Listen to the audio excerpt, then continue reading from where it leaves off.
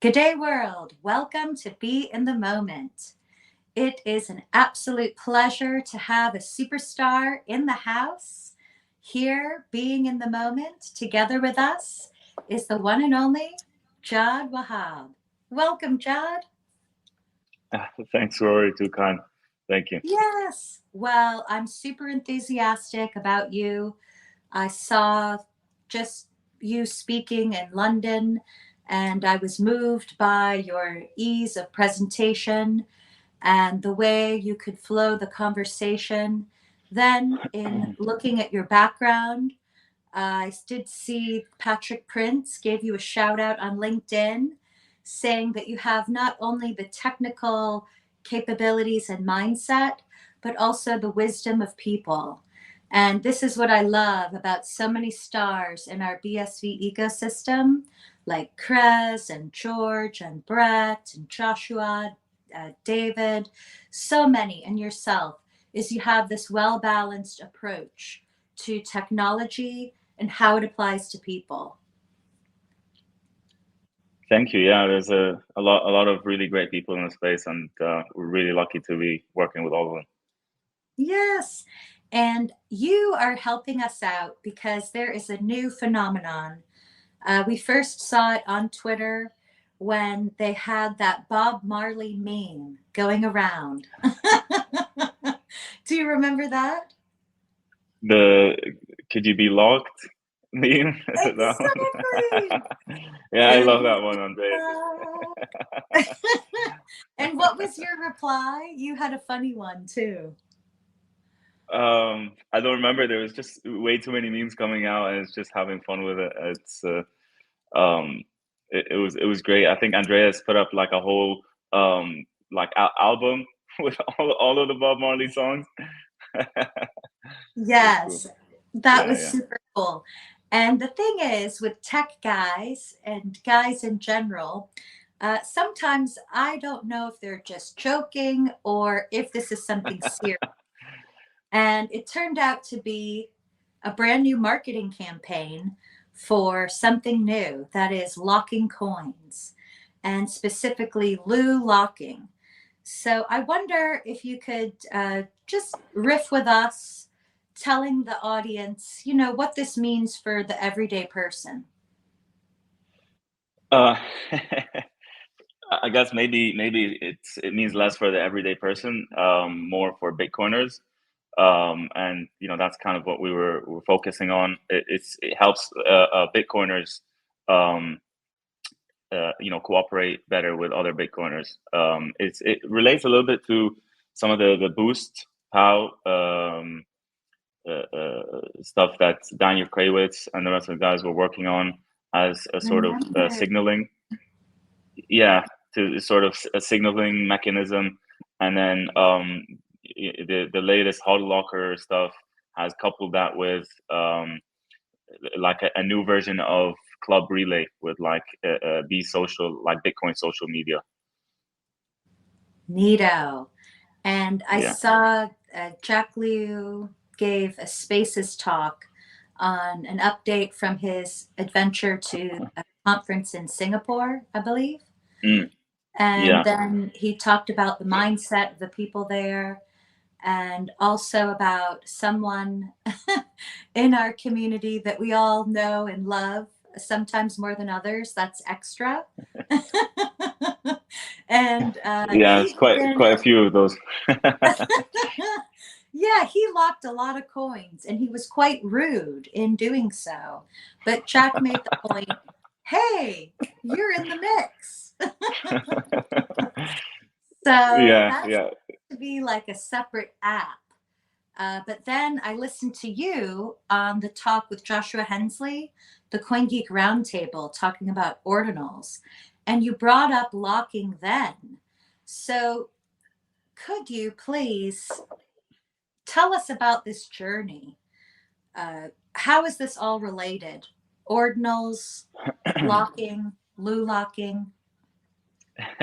I guess everything's related when it comes to like building on chain, like on Bitcoin, where that's like uh, the the the benefit that you get from using Bitcoin and the blockchain is the ability to to share data where you otherwise wouldn't be able to.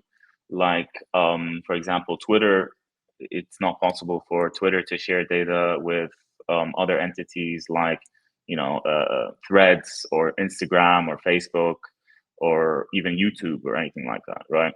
So we have this weird Web2 paradigm where um, a content creator such as yourself, for example, you'd be posting your content on YouTube, and then you would go and advertise on Twitter, and then monetize on something like Patreon, right? And that's kind of the strategy where Elon Musk is trying to go for with X, the everything app, trying to link everything together. But then he's sort of linking everything together within one app that he controls, like one walled garden. When building on Bitcoin, a lot of cryptos as well have gone in this direction. A lot of other cryptocurrencies with Web3, where things are all connected, right? So you would post your video once on chain, and then all of the interactions are on chain directly. So instead of having, let's say, 100 likes on Twitter or 100 likes on YouTube, and subscriptions on Patreon or whatever, everything is like an on-chain interaction. So you would have, like, in total 100,000 likes, right? Because a like is just a like. Doesn't matter whether it's a like on Twitter or a like on YouTube or whatever. And then taking it one step further, is instead of liking something which has no material cost, you can spin up bots, right? And they're very easy manipulated. You would LooLock, right, to specific posts to lock up your coins to signal about a specific post or whatever you want, and that has a very similar effect to like boost, which is like a handicap. It's like a very strong signal because there's only 21 million coins, right? You can't spin up more than 21 million bots, for example, to like more than 21 million times, right? There's a cap on that, or else you're gonna have to buy up all of the bitcoins if you want to do something like that, right? So it's just a merging of different features on chain, and it's creating a really nice new culture in the Bitcoin space, where people are building on chain interoperably. And I think once we break the initial barrier of more than one entity working in this like on chain Bitcoin sort of company, that the difference there is like going from 0 to 1. There's no way anyone building in a like a walled garden, like a Web2 way, will ever be able to compete, right? It's like trying to compete. It's like a small company trying to compete with the Bitcoin company that is a conglomerate or like a merging of all of the companies building together, right? And you can have, for example, one person, one entity building on chain, taking care of likes, posts, stuff like that. Someone else using that data to view it in a different way, and then it's all interoperable, and like you can cooperate on chain in a way that is never seen before. And then I think it's a huge step up. It is. And as you're explaining this whole emerging industry and this new paradigm shift, like I heard you mention, it is a paradigm shift, as is everything to do with Bitcoin. uh, first, I wonder. Well, first, I want to say that having tuned in to the BSV people on Spaces, on Twitter, over the past 3 years, I've seen this building through those conversations. I remember Daniel Krauwitz talking about the POW boost, and then Rafa joining in with enthusiasm, pitching it to Jack, and then Jack pushing back against it, and yet also acknowledging the value that was there. And that has progressed all the way till today, where we have a real world application in use with this LooLocking, which was something that had been envisioned originally, I believe, by Daniel Crowitz. And that is that age old truism, put your money where your mouth is, right? Like if you're going to like Yeah, something, put a coin on it, whether that's a sat or a slither of a exactly. Yeah, it is much harder to try and psy off people when you need to put your money where your mouth is, as you say, right? right. Yeah. And okay, so total Mm. segue. I looked up your high school because I looked up your LinkedIn, and what a wonderful institution. The story of the people. I read the history of the school and what they went through the years of war, World War I, World War II, and they persevered to create this fantastic institution of learning and sport and music and art and design. I brought tears to my eyes. It was very meaningful. So I know that you were there in Beirut, Lebanon, went to the Hmm. school there. What is it? The American Community School? Yep. Yeah. That's the name. Yes. Yeah. So, how was your experience there? And what I'm touching on is the value of an institution. So, while in this Hmm. paradigm of thinking, we say Bitcoin is the conglomerate, yet I still push back and say, hey, what about people or organizations? Organizations are made of people, and the devotion Hmm. of people within an institution also has great value over the long term. So please riff on that a bit. Yeah, definitely. It is all about people. And Bitcoin is just a tool that allows people to cooperate better, right? Um, I think it's going to be a huge paradigm shift, and people in decades from now are not going to be able to distinguish um, from the world that we have today. Things are going to seem so primitive. Um, I spent quite a bit of time in Lebanon this summer actually, and it was really interesting to catch up with some old friends and stuff. And I felt like I've been in my little bubble for too long, and catching up with friends that I haven't seen for a while.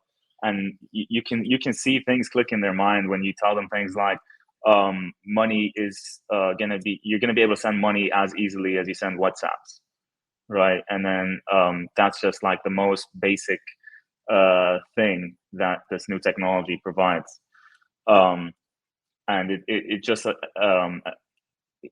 allows people to cooperate globally, um, because of the way the information is on chain, and the money is like completely global. Like you can see in Lebanon, we've gone through a financial crisis, or a currency collapse, and many people, like in London or in the States, um, they don't really get what how important Bitcoin is, or a sound form of money is.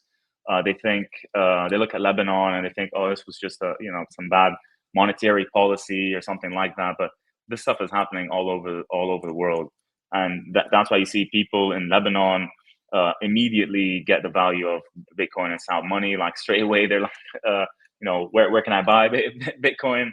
And people that held Bitcoin through the currency collapse, were able to, like, sidestep the issues, and they didn't get sucked into a lot of the issues with the currency collapse, and just like the government getting too involved in things that it shouldn't be. Like people talk about the separation between the church and the state, and now we're reaching the separation of money in the state. And it's really clear. It's really clear in places like Lebanon and all over the globe, the effects of the state getting too involved in matters that it shouldn't. Like money was never something that came out of the state. It was always like something that came out of the private industry. Mm-hmm. So it got to a point where things were really tough. Like you would go to a restaurant, and menus wouldn't even have prices because the Lebanese lira was fluctuating so much. Like Bitcoin felt like a stable coin next to the lira. People, you When couldn't was even put this? price on them. This was like a couple of years ago. Really? Oh my goodness. So Yeah, you experienced it and your friends recently did who were there at home the whole time. yeah. Everyone, like this is, it's not specific to Lebanon. Like so many countries are going through the same thing. Um, you know, look at all over like South America, Africa, the Middle East, many places. Um, it's all of these countries. What ends up happening is they just go for a better form of money, a more stable form of money, and they just end up dollarizing, right? And that's kind of what happened in Lebanon. And with all of these things, there are a lot of winners, a lot of losers. Um, there's a lot of people that benefited from this situation, and obviously there's a lot more people that were harmed, right? So the banking system sort of stopped as well, because if you have money in the bank, you can't withdraw. Even if you have millions of dollars in the bank, you can't withdraw your money. You have there's like capital controls. um, even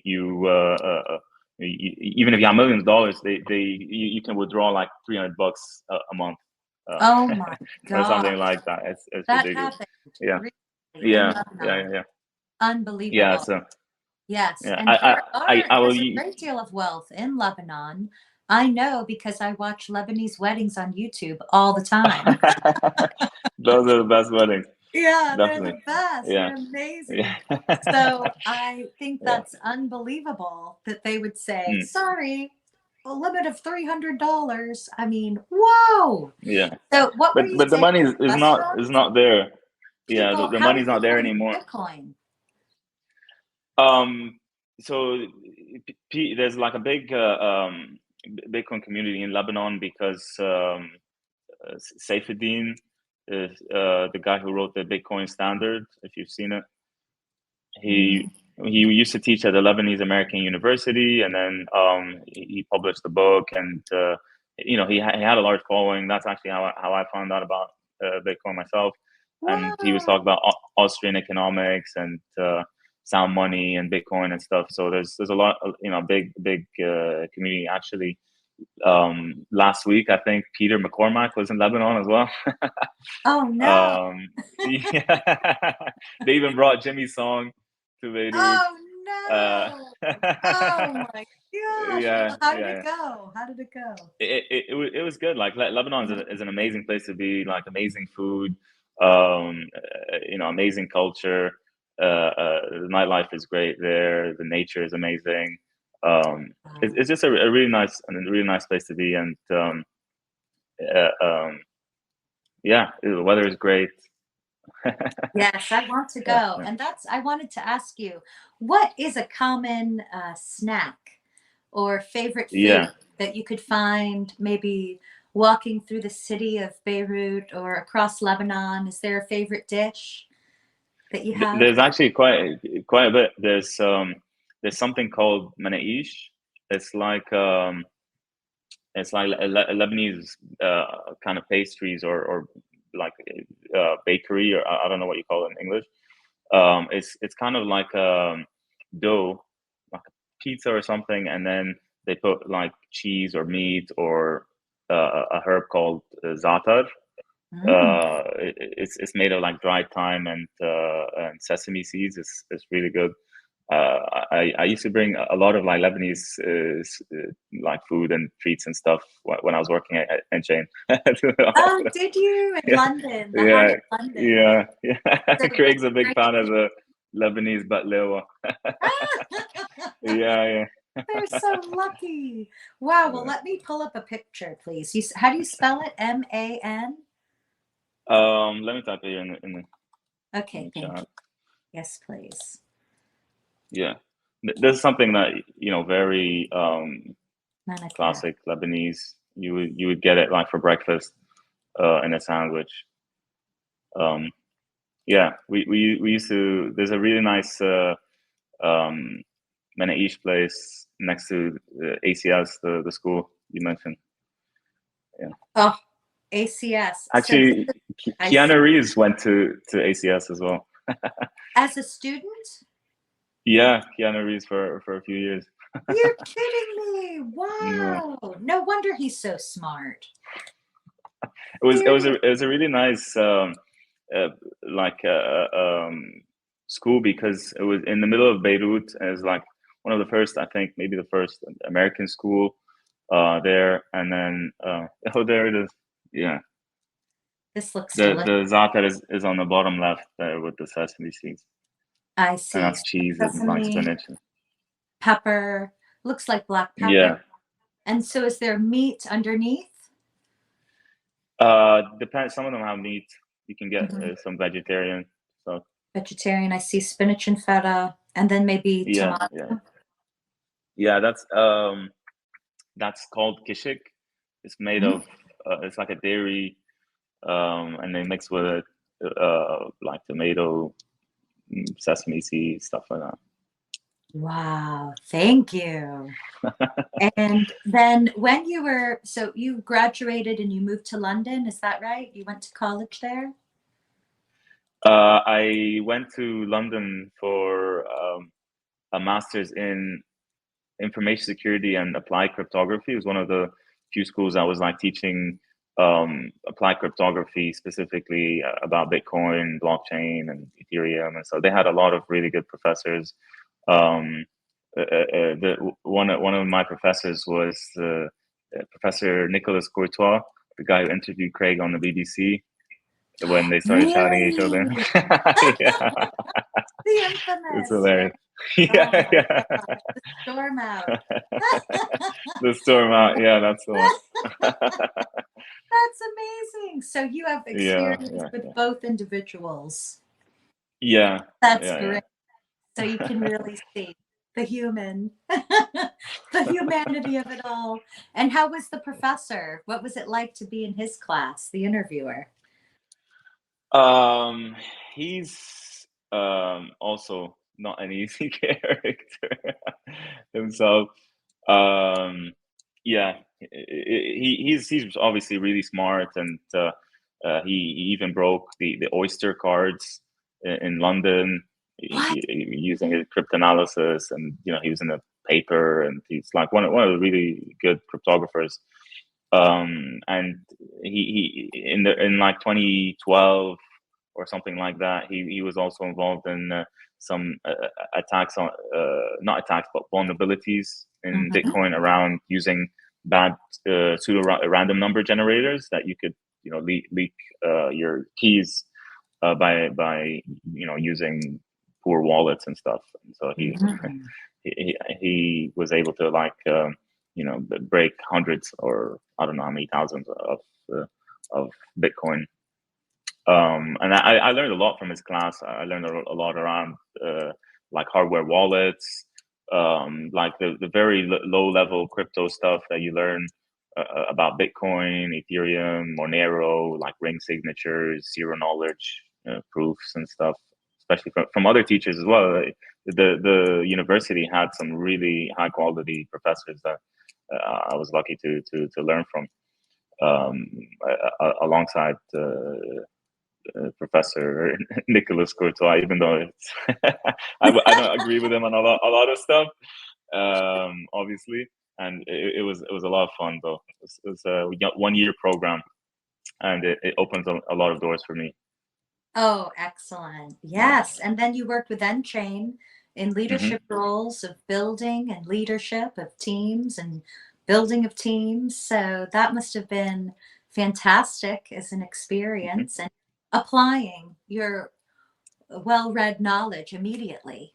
You learned it all and then you put it into action. Hmm. Yeah, How yeah.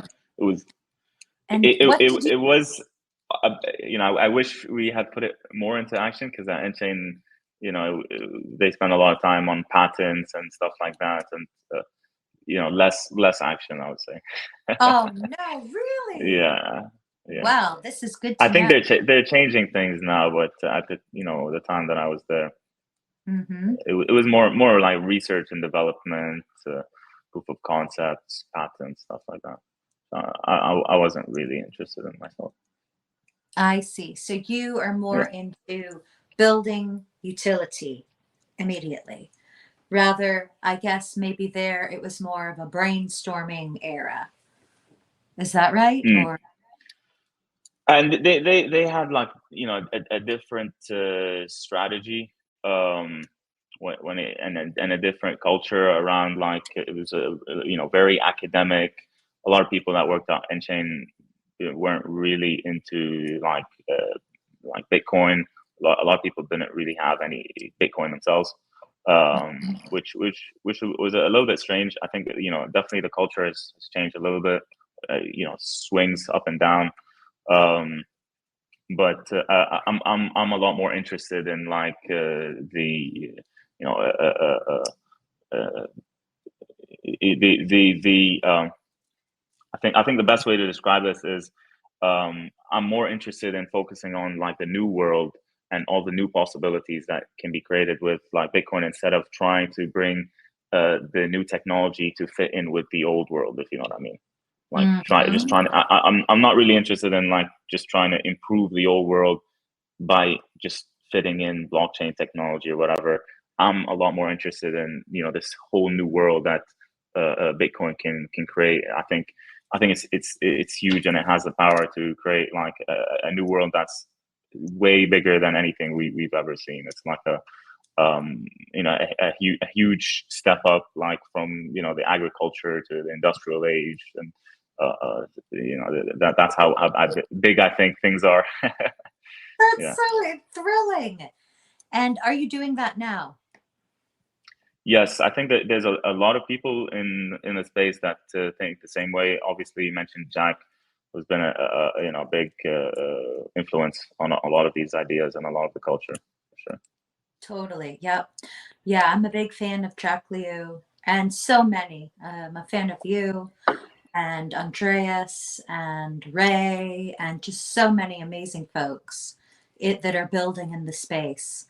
But I wonder, again, related to the old world, with the practical use case that you outlined earlier, which would be so convenient with posting content and it having it go out to all channels automatically and having everything within one chain, one train of thought there organized for the poster. Uh, is it possible for this to emerge within the existing popular apps like Facebook, Twitter, Instagram? Well, Instagram's a part of Facebook, but YouTube, just the majors that everyone Mm. uses on a daily basis. Is it possible for them to apply this LooLocking concept? I think it's highly unlikely. I think they're just stuck in you know, their own uh, uh, old school mindset, I would say. And anyway, even if they decided they wanted to do this, it's going to be very hard for them to like pivot and focus on this new direction. It's just like it's a completely new paradigm. I think it's a losing strategy, or like swimming against the grain, to try and convince people to change the way they do things. It's like, I don't know, you know, location services was just created as a new technology, and then people, instead of going out and building Uber, they were going out to try and convince like taxi companies to use this new technology, right? I see. Yes. That's a good point. Yes. So it's just all brand new. A whole new world, if I may. Yes. Yeah. So what can regular people do? I mean, not everyone is a Bitcoiner. They don't pay attention to what we're paying attention to, or what you know, the chats that you're in. So what is Yeah. something we can help everyday people to maybe seize this opportunity? I think that's going to be a bit tough. recently I've been doing a lot of research on like the internet age and how things transition. It's really nice to see how many parallels are drawn to today. Um, there's a really good book called How the Internet Happened from Netscape to the iPhone, and it's so funny how there were so many parallels to today. And it was really funny to see how people had no clue what the internet was or how it was going to affect things. And they were people were just like, why would I use a website? Like, if I need anything, I'll just pick up the phone and call them. You know what I mean? They couldn't like their brain couldn't like register how the world would look like, which is why a lot of times with like Bitcoin and stuff, you need to drop a lot of your assumptions and then just try to imagine how the world would look like with this new technology, and then sort of work backwards to today instead of trying to think how the world looks today and trying to fit the technology into it. It's a lot harder, right? So a lot of things like immutability, time stamping of the data, all of that stuff, microtransactions. Those are things that are they're naturally going to happen, right? But I don't think these are the things that are gonna move the wheel forward, right? Like the internet, obviously. Voice over IP calls on the internet and video streaming on the internet. These are things that were you could see because you had like phones, you had like cable TV and stuff, clearly, right? But those weren't the things that got the internet to that level because the technology wasn't fully there, and people didn't really see a need. Like, why would I call you over the internet when I could just call you straight, like on a regular landline or whatever kind of thing, right? So it's the new use cases that you couldn't have done beforehand that the technology enables. Those were the things that push the needle forward. And it's really interesting to see how like there were a lot of like the browser wars and the internet age, where you had like Netscape and then the Internet Explorer. So everyone was focused on like basically trying to capture the interface into the user, right? And that's sort of happening nowadays with wallets, because wallets are your sort of interface into the blockchain, basically. So you look at things like Twitch or applications that they're like one layer above in the stack, and they end up going, like Twitch ended up going down the stack and building their own wallet, right? Because they wanted to have access to that whole user interface, and it's very similar to email wallets nowadays, because you use your wallet to log into different apps. So I compare a lot to emails or browsers as well, because you use like your email to log in to the apps that you use, Facebook, YouTube, whatever. But once you have your wallet and presumably like your phone will have like the keys inside, you just have your keys, and then you can log in. You won't have any passwords or usernames or whatever. You log in with your like identity keys. And instead of you logging into the wallet, into the application stuff, the application will sort of log into you, because the data is going to be on chain. Your data is going to be, on chain, and all you need to do is create new transactions and view transactions on the chain. That's basically how you interface into the blockchain. And you mentioned Twitch. So we have Yeah. Twitch. We know what Twitch is.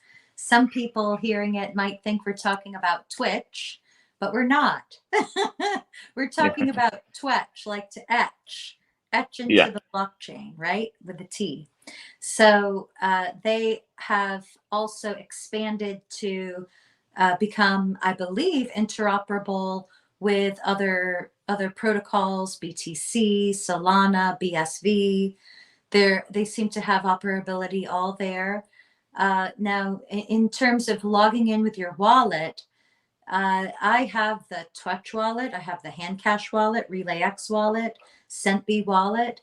Do you mean that just one will be the one that I log into everything with? Or can I have multiple wallets? Yeah, there's something we've actually been working on for quite some time, and I don't know if you've seen me speak about Bitcache, Bitcache. This is something we've been working on for like it's just like basic infrastructure to allow us to have similar user experiences that the rest of cryptocurrencies have. Where basically, if you have your wallet, if you're using like a money button wallet, for example, or on like Ethereum or BTC, if you're using a specific wallet, you can take your keys and then import them onto a new wallet, and then you have all of your data straight away there, right? So these wallets they're just like interfaces for you into the blockchain, right? It's just like it displays your transactions in a nice way, but ultimately you sort of own your data, right? And you control it. And then that's like really easy to do when you have like 1 megabyte blocks on BTC, or like accounts on Ethereum and stuff, and they don't have big blocks. But once blocks get bigger, that gets a bit harder to do, especially when you want to scan the blockchain to find all of your transactions from a specific seed, like the 12-word mnemonic. So we still want to have this experience where users can use different wallets, and they can move across different wallets, so you don't get sucked into a specific wallet. The same way, like you can use email across different email clients, right? You can use email in like a Gmail browser client. You could use it in like an Outlook client. You could use it on Mac Mail. You could use Superhuman, whatever. You still have all of your emails there, right? We want to like have the same experience, that like Web3 experience, where you can use your wallet from anywhere. You know what I mean? So that was kind of like the initial goal with Twetch, where you put your Twetches on the blockchain, then anyone else could build another client for Twetch. Like Joshua Hensley built the retro Twetch, where he got all of the transactions from the chain, and then he built like another client interface into Twitch, right? So you don't have a scenario where like you get banned from Twitter and you lose all of your data, right, for saying something that they didn't like. If that happens in this new Web3 world, if I say something that Twitch doesn't like, them, then they ban me from their interface. I just go to retro Twitch and I still have all of my followers, I still have all of my Twitches and everything there, right? So and then there could be hundreds of these interfaces, and then that translates for everything. Like the most basic thing is just the wallet, right? So if money button goes down, which we've seen now, which it was very hard for people. You should be able to very easily take your keys from money button and then move to a different wallet, and then you just have all of your transactions there. And then with Bitcache, it just makes things a bit easier with big blocks. But that's that's the user experience that we need to have. That's like the baseline minimum that we need to have, right? So when you're talking about, do I need to have all of these different wallets?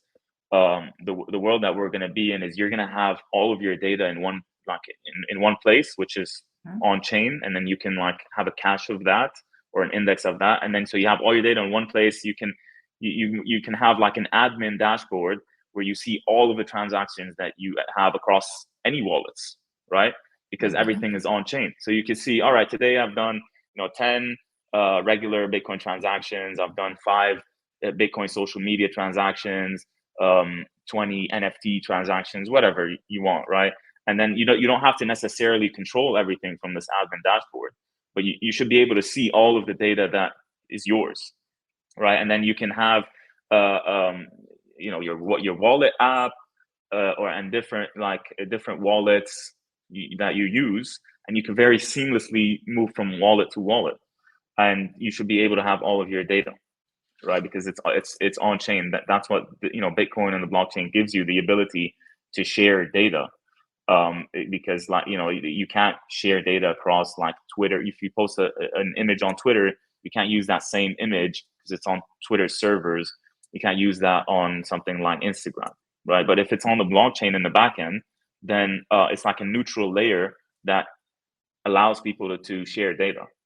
that they wouldn't otherwise share. And I think a lot of people, that aren't using the blockchain to share data, it's kind of useless at this stage. Like some people are just using the blockchain in their own closed off apps to just like timestamp data and stuff. It doesn't really, okay, it does make things slightly better, but I don't see it as enough to like move the needle for people to actually move their entire app or their entire business or their entire the way they do things to the blockchain. And it sounds like you have the visibility of all activity related to the yourself. Related to yourself through all the apps. And this could be for accounts payable and accounts receivable. Yeah, so everything. Imagine what this will do for accounting. Like right now, you hire an accountant to like settle your accounts and balance your accounts across different bank accounts and stuff. Imagine all they have to do is just like on one screen. You probably won't have an accountant. You just automate everything because everything's in one place, right? Yes, that's excellent, right? And then you could still have specialties. The accountants could adapt. Yeah. And have you heard of Babbage? I see Ty Everett posting a lot along these lines as well. So is that someone also that you are interacting with? Yeah, definitely. I have spoken to Ty and the rest of the team. I think they also think in the same way of be working interoperably on chain. So Ty has spoken about this as well many times in a lot of his videos and stuff, and we have a good relationship. So we're definitely on the same page there. I think anyone who isn't on the same page, I don't know what they're doing in the space. But so I think a lot of people are. Yeah. Right. Yes. So again, it goes back to that concept of it's not about the company or even the institution. It's about everything. Bitcoin is everything. Bitcoin is the company, and then everything that works within that is involved. And this is a huge paradigm shift because I still believe in a company. But I read the Peter Drucker books. So, I'm all about the teamwork makes the dream work. And you can have that, but maybe this is like in the small team setting, like we see with the Champions of Otherworldly Magic. That's what, a 3-person team. And they are bringing a whole new paradigm shift to the gaming industry. And then we have Lament, and we have the Tonic Pow, which is maybe a 3-person and 1-person team or 2-person team that then is mixing up the whole marketing industry. And even things like Smart Ledger, where it could be a team of maybe 4 to 5 people.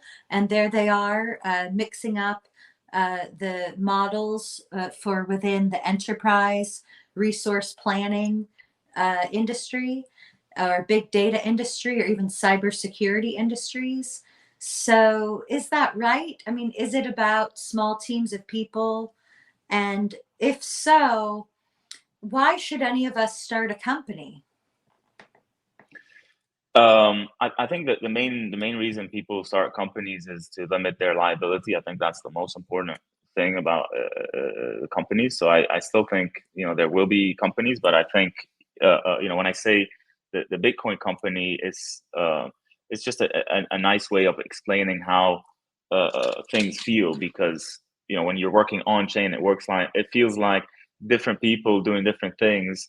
Because they're sharing the data, it feels like they're different divisions of the same company, because they're sort of cooperating and competing with each other at the same time, right? It allows this form of cooperation that we've never seen before, which is like I think very, very superior to the way things are done in different like walled gardens.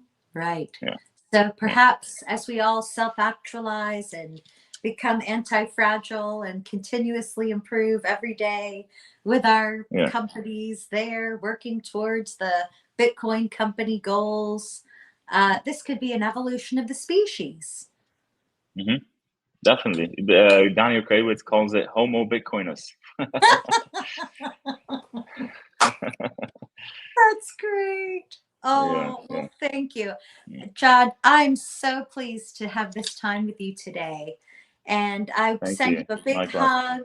And I just hope you have a wonderful time with all the interesting things you're doing. And I Thank hope you. that we can all meet again soon, be in the moment. And even Hmm. more so, please, like on that CoinGeek roundtable with you, David, Joshua, and the guy from AIM.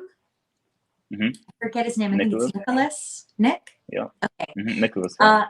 The number one comment on the below that video on YouTube was, I hope this is a recurring series. So please do think about maybe doing a monthly or every 3 months ordinals roundtable.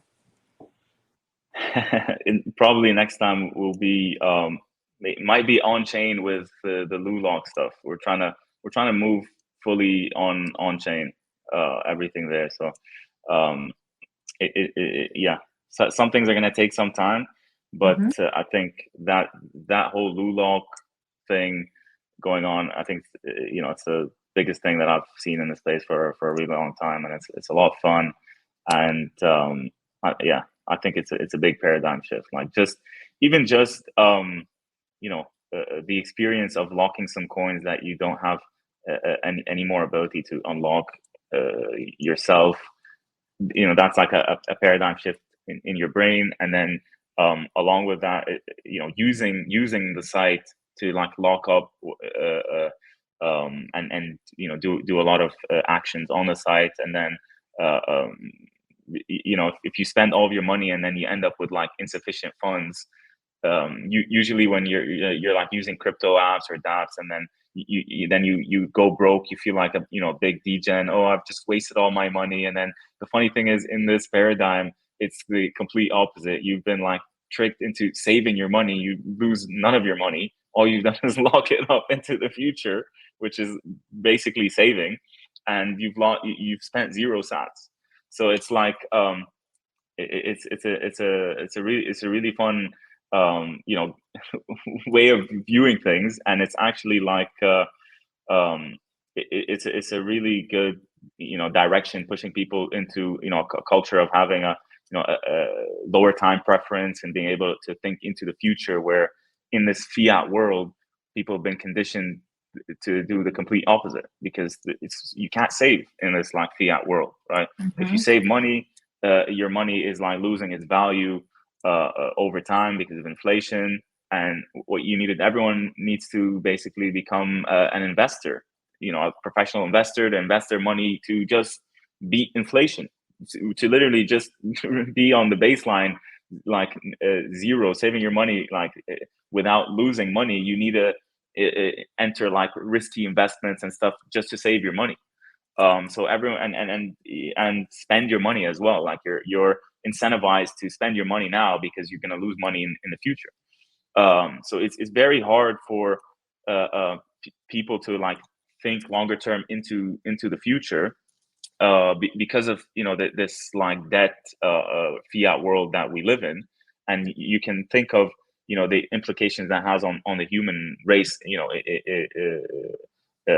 as a whole. And that coupled with like being able to trust data in the future as well, like 100 years from now, no one's going to trust any data that's not on the blockchain. Like that's going to be impossible. Like you're never going to take to trust data from today that's not on the blockchain. It's like it didn't happen. So it's crazy what it's going to do for the the Homo Bitcoiners living in a hyper Bitcoinized world, where humans are going to be able to think hundreds, thousands of years in the future and plan. And it's completely different from the like rat race, the fiat rat race that we're stuck in, like paycheck to paycheck, debt to debt, that we live in today. And that's one of the main reasons why I got into Bitcoin in the first place. Right. That's beautiful. And it makes Yeah. me think of the crypto mentality. This is anti crypto mentality. and that is that people want to get rich quick. They want to put money into something that's high risk, and a lot of times they get rugged, as they say. So this is different. This is about everyone is building the wonderful uses within this chain. And then also you have the ability to save for the future, or even for inheritance, or even philanthropy. I'm thinking like foundations for the future. Yeah. Yeah, it is like a combination of both. Actually, that's the best of both worlds kind of thing, Okay. right? Yeah, yeah. So there is a lot of stuff in crypto that is actually valuable, and we can learn a lot of stuff there. So I'm not a fan of the culture of saying everything in crypto is a scam and all of Mhm. that. There is a lot of value that comes out. Very smart people there as well. Even though a lot of them, they may be working off like false assumptions, or uh, um, doing things that we may not like, but to just completely burn the bridge and neglect everything that's going on there, I think it's very foolish. Good point. Thank you. I can remember that more and more, and keep a more open mind.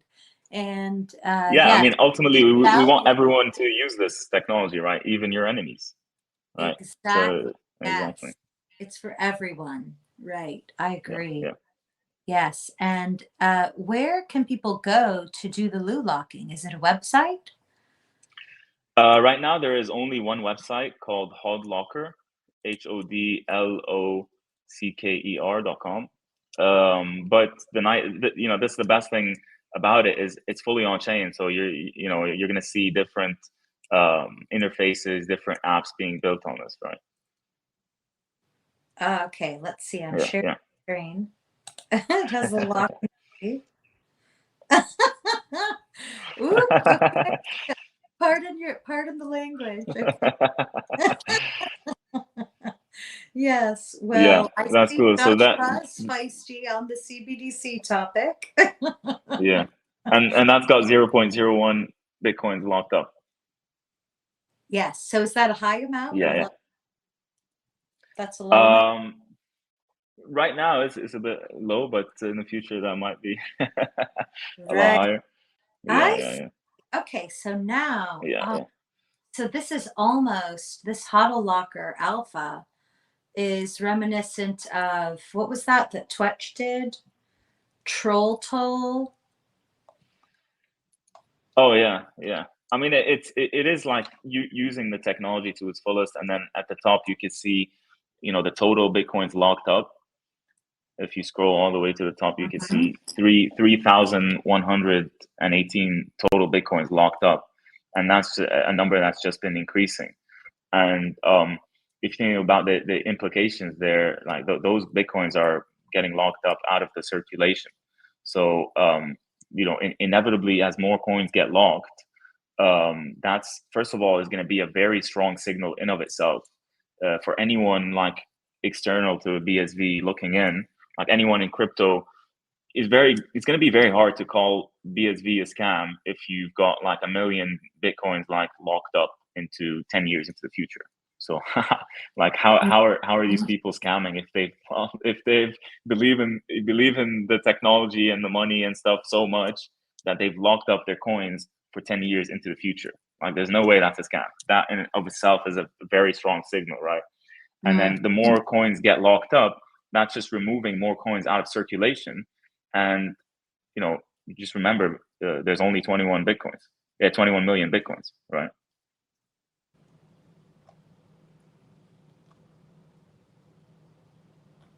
Wow.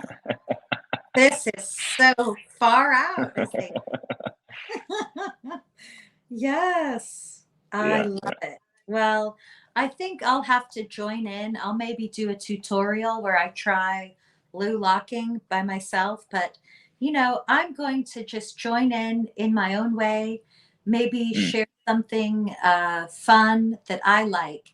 And I might not be in the like the mystique, the cool dude mystique, or you know, I might not be just like the cool scene here, but I can still join in and just have fun. So Definitely, I'm going to definitely do that. have fun saving. And then Yes. if you want to get Bitcoiners' attention, then that's the right place to be. I think all likes on the internet are going to become locks, because locks are like meaningless. And then all of this stuff built on chain means that everything is connected.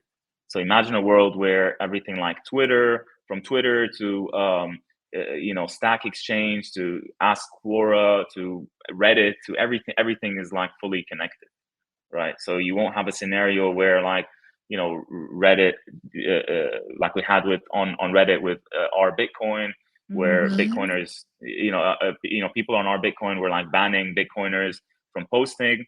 You can't ban someone from posting. They just put it on chain and anyone can see it, right? So you don't have that, like, mechanism, and everything is connected, so you can have different interfaces into all of the data that's, like, fully shared by everyone on the globe. So the network effects of this are like huge. Oh, and what about Bitmappy? Is it Bitmap or Bitmappy? um Bitmap is what the Bitmap, ordinals are yeah, excited yeah, about, like BTC like ordinal. the metaverse stuff. Yeah, Yes. Okay. So that yeah, is a geography in the virtual yeah, world. The virtual world yeah, geography bitmap. So I feel excited about that. There was a vote. I think Jack Liu hosted a vote on Twitter, and I voted yeah.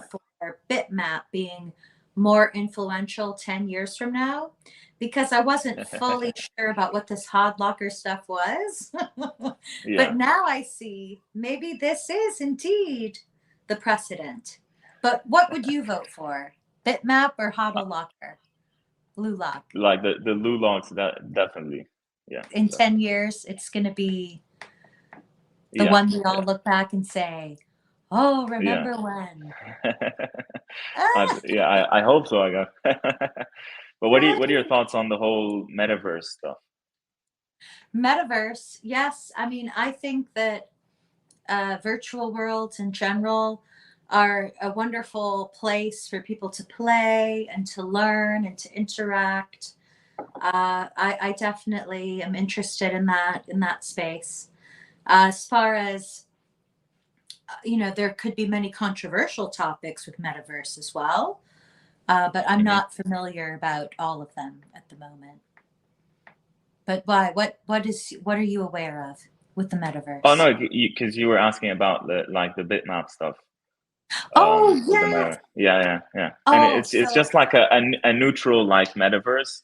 So the idea there is everyone is gonna start having their own metaverse. Like Apple's gonna have their metaverse.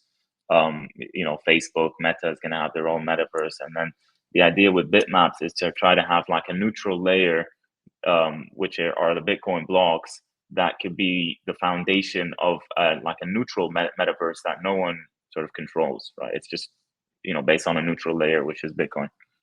I love that. Okay, I keep my Mm. vote there. Yes, bitmap, 110%. Woo! Yeah, I love Yeah. that. But for myself, I'm interested in culture and travel. Hmm. So I would be interested in the virtual world that is focused on traveling, like Hmm. experiencing the world as though you were there Yeah. in person and in real time, keeping it up to date. And even for when you're traveling, to have a feature, a widget that you can access that gives you deeper insight into what you're looking at.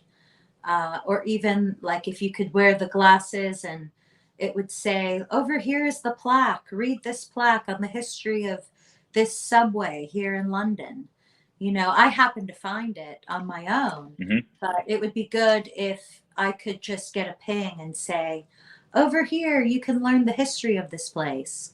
Or over there is the number one pancake stall for 50 Hmm. years. Yeah. That would be my interest. Yes. Well, thank you again, and I hope you have a wonderful week. And let's Likewise. be in the Thank you. moment again soon. Great. Thank you for having me, Rory. It's my Cheers. joy. Thank you, Chad. Welcome back. Yay. Okay, good.